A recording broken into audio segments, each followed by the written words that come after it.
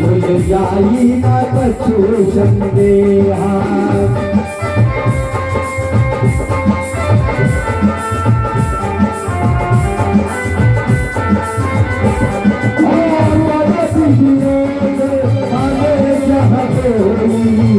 गए कहाँ कलिया न हुई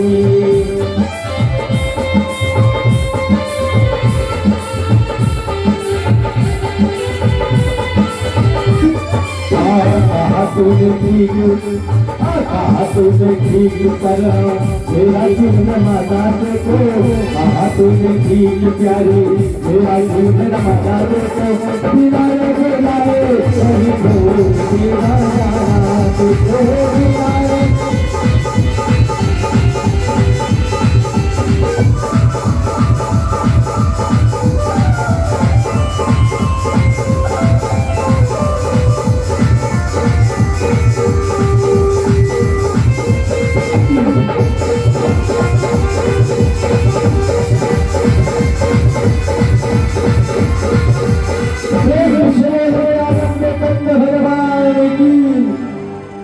सज्जनों कहते हैं कि शंकर ने बहुत समझाया है जब मनुष्य के ऊपर विपत्ति आ जाती है ना जी तो अच्छी बातों से अच्छी नहीं लगती है, खराब लगती है। कहते हैं कि सती ने माना नहीं तो शंकर जी कहते हैं कि कोई जरूरी नहीं है कि आप मेरी बात नहीं मान रहे हो तो हम ही आपकी बात को मान लेते हैं। यदि पता हो मेरी बात को नहीं मान रही है या बेटा मेरा बात को नहीं मान रहा है तो भाई मैं ही मान लेता हूँ उसकी बात को। सज्जनों कहते हैं कि शंकर जी ही मान गए कि ठीक है तब तुम्हारी अपनी मर्जी जो करना है करो।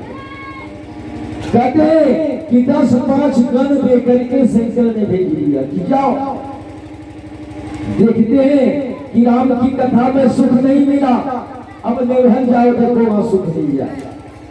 सज्जनों कहते कि भैया सती गण के साथ अपने देवघर पहुंचे। कहते कि वहां पर दक्ष महाराज ने घोषणा करवा दिया था अपने नगर में कि मैंने शंकर और सती को निमंत्रण नहीं भेजा और वैसे तो आना न चाहिए मगर सुनते हैं कि शंकर बड़ा निर्लज देवता जे कि जहां होती है वो सबसे पहले आ जाता है। तो पूरे नगर के वासियों ध्यान रखना कि यदि शंकर आ जाए मेरे नगर में तो कोई उससे बात नहीं करता और जो बात करेगा उसको मैं नगर से निकालूंगा सीधे से जाएगा। सज्जनों कहते कि जब सती पहुंची तो गांव में किसी ने बात नहीं सर देख करके मुंह फेर लेगी। जब सती अपने प्रधान द्वार से घर की ओर प्रवेश की आंगन के बीच दरवाजे पर पिताजी करे दक्ष महाराज दक्ष ने देखा कि मेरी बेटी सती आ गई है कि दक्ष नंदचू पूछी कुशलाता कि सती ही बिलो रे सब गाता। आज भैया का वरदान पूरा हो रहा है। कल बताए थे ना कि यही दक्ष महाराज और बिरनी ने प्रार्थना किया था जगदम्बा से कि आपके जैसा पुत्री चाहिए। तो मैंने कहा था कि पिताजी जिस दिन आप अपमान करते तो उसी दिन में वापस चल जाऊंगा। आज देश में होश दे रहा है दक्ष। जैसे सती पर नजर पड़ा कि तुरंत में फेंक करके निकल गए। कहते हैं कि सती को साथ बहन दीजिए सबसे बड़ी सती 59 बहन आई हुई। कहते हैं कि सब बहन हंस करके मिली कि सागर भले अरे मिली एक माता कि भगिनी मिले बहुत सुखाता। सज्जनों, भाई और भाई का प्रेम कैसा होता है जी, और बहन पे बहन का प्रेम कैसा होता है। भाई मान लीजिए कि मेरे घर में काम है, बड़ा भाई धनवान है, छोटा भाई बेचारा गरीब।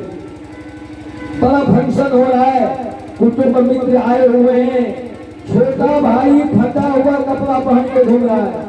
बड़ा भाई का नजर पड़ गया ये, बड़ा भाई तुरंत अपनी पत्नी से कहेगा कि जाकर के उसको कहो कि उसके पास यदि अच्छा कपड़ा है तो पहने, नहीं तो मेरा वाला निकाल के इसी दे दे। भाई दे देगा।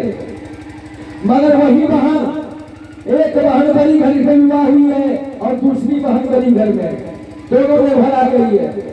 एक बहन हर एक घंटा में साड़ी बदल रही है, मगर वो बहन नहीं कहेगी छोटी बहन से कि बहन लो तुम भी बहन लो। आज सती की बहन हंस रही है, क्यों? कहते कि सती का चेहरा तो बिल्कुल खराब था, हड्डी मांस बचा था, मांस का तो नाम नहीं था, हड्डी और चमड़ा था। सब बहनों ने देखी तो कही देखो अरे किसकी पत्नी है, वो त्रिलोकीनाथ, इसका पति का नाम है त्रिलोकीनाथ, और उसकी पत्नी के शरीर पर मांस का नाम है। मन उपहास कर दिया सती का। कहते माता बिरनी पकड़ ली, गोदी में लगा ली कि बेटी क्या तकलीफ है, माँ और बेटी में अच्छी बातचीत हुई। सज्जनों, कहते कि सती वहां से निकली, आने की ये तो दर्द को मां ने भुलवा दिया। मां के पास गई सती तो मां ने सम्मान किया, दौड़ के हृदय से लगा दिया।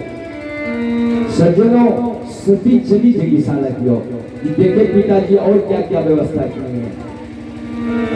सज्जनों, जब जगीशाला गई तो देखिए कि कहीं उसका भाग नहीं, तो आखिर में उस जगीशाला में ऐसा क्या सती ने देखा कि पता चल गया कि यहाँ शंकर का भाग है। तो सज्जनों, हम लोग पूजा करते हैं, फूल बेलपत्र तुलसी दुर्वा चढ़ाते हैं हर देवता, तो दक्ष के यज्ञ में बेलपत्र कहीं चढ़ाई नहीं था। कहते हैं कि अभी तक जो सती के शरीर में दुख था वो एक तरफ, मगर जाकर के यज्ञशाला में जो अपमान देखा पिता के तरफ से वो एक तरफ आ गया कि ये बड़ा भारी हो गया। तो हमारे संत कहते हैं कि यज्ञ जगत तारुण दुख नाना के सब थे कठिनो जाति अपमाना। जाति में तिरस्कार बड़ी भारी अपमान होती है। घर में घुसा करके 10 लाठी मार दो, जनता कोई परवाह नहीं, मगर समाज के बीच में यदि एक थप्पड़ पड़ जाए तो वो थप्पड़ बहुत जोर लगती है। सज्जनों, कहते हैं कि सती से अब बर्दाश्त नहीं। सती को समझ में आ गया कि आखिर में पति पत्नी में बनता क्यों नहीं था, राम की कथा मुझको अच्छी क्यों नहीं लगी, और इतना विवाद का जड़ कहाँ है जी? कहते मेरे पिता के पास। अरे इस शरीर में माता पिता दोनों का अंश है जी, जितना मांस और खून है वो माँ का। इस शरीर में चाहे आप पहलवान हो चाहे कमजोर हो, जितना मांस और खून है वो माँ का, हड्डी जो है वो पिता का। तो सती कहती है कि जब मेरा पिता ही शंकर विरोधी है तो इस शरीर तो उन्हीं का दिया हुआ है ना, तो मैं शंकर से कहां से प्रेम कर सकती हूँ? एक काम कि न रहे बास न बजे बासु, और मेरा जाने का भी समय अब हो चुका है पूरा। कि ये शरीर को ही अब हमको नहीं रखना है, इस दूषित शरीर को रखना नहीं है। सज्जनों, अभागा है वो संसार, अभागा है वो पुत्र जो माता पिता को तकलीफ देता है। माँ और पिता का इस शरीर पर कितना बड़ा एहसान है। कहते हैं कि ब्रह्मा विष्णु महेश तक इसकी महिमा राम न गा पाए न कृष्ण गा पाए, 18 पुराण भी नहीं गा पाया माँ और पिता की महिमा। और हम लोग क्या करते हैं जी, पहले जमाना में होता था माता पिता भक्त, आजकल हो गया है जजमान सब पत्नी भक्त। पत्नी आ गई, माता पिता को साइड कर दिया और चला गया कमाने। यहाँ से पत्नी फोन कर रही थी कब आइएगा जी, बुलाएंगे श्रावण में। कहा बोल बम चल भैया, तुम्हारे घर का देवता बेचारा भूखे मर रहा है और तुम जाओगे यहाँ से दोनों पति पत्नी कांवर लेकर के बाबा को दर्शन करने। ये वही बात हो गई थी कि जो बच्चा 55 में का कहरा न पढ़े कखो न सीखे और जब वो जवान हो जाए तो वो चाहे कि हम किताब पढ़ ले, पढ़ सकता है नहीं। यदि किताब आपको पढ़नी है तो कहरा सीखना होगा। अरे घर में तुम आप पिता को नहीं पहचान रहे हो तो मंदिर में जाकर भगवान को पहचान जाओगे और भगवान को तेरी बात को सुन लेंगे, कदापि नहीं सुनेंगे। जो तुम्हारे सुनने वाला है उसको तो तुम देख नहीं रहे हो। तो जब हम लोग क्या करते हैं, जीवन में खाना नहीं दिया, आज जब मर गया तो पूरे इलाका खिला, सोने की व्यवस्था नहीं दे पाई अपने माता पिता को। अब जब मर गया तो ऊपर में घरैया कर, क्या फायदा। सज्जनों, सच कहते हैं कि मनुष्य धर्म धारण करने का चीज है, धर्म प्रदर्शन करने का चीज नहीं है। कि कभी प्यासे को पानी अरे पिलाया नहीं, कि बात अमृत पिलाने से क्या फायदा। कभी प्यासी को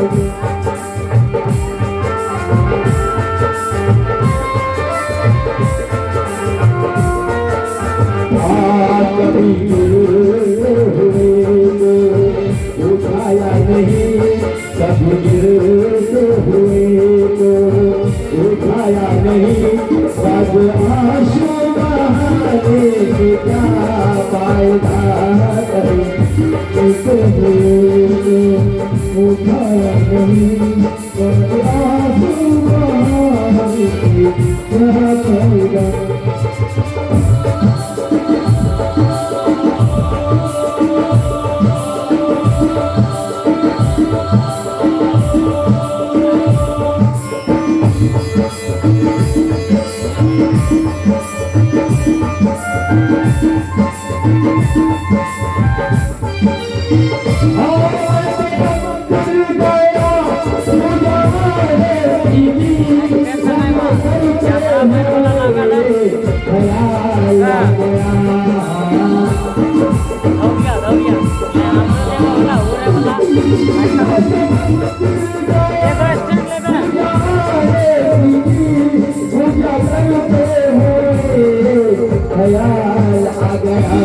कभी माँ बाप की सेवा की नहीं, कभी माँ बाप की सेवा की नहीं।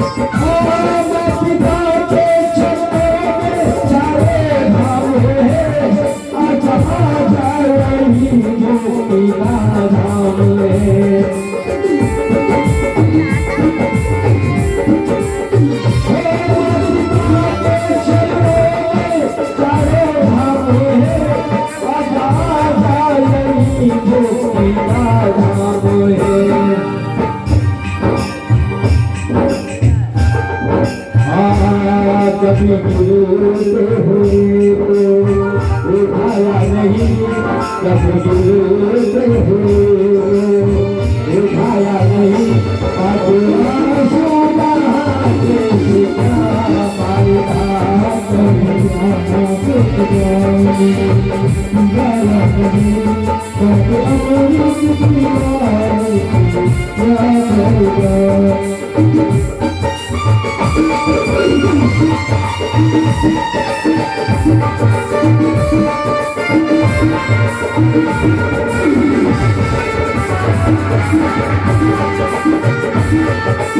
Thank you.